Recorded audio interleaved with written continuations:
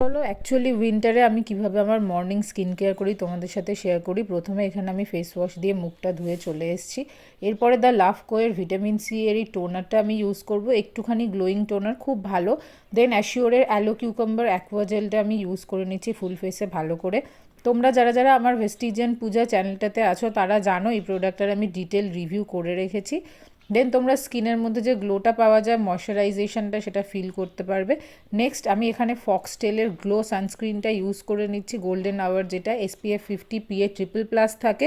Overall protection দেয় বাড়িতে থাকার জন্য, ঠিক আছে। বাইরে গেলে এর ওপর তোমাদেরকে আরও স্ট্রং কিছু অ্যাপ্লাই করতে হবে, একটুও হোয়াইট কাস্ট দেয় না, আর খুবই ভালো উইন্টার টাইমের জন্য। দেন আমার কাছে ব্লু হেভেনের এইরকম একটা লিপ বাম ছিল অনেক দিন ধরে, এটাকেই আমি রাইট নাও ইউজ করছি। একটা হালকা টিন্ট দেয়, আর this is the finished look.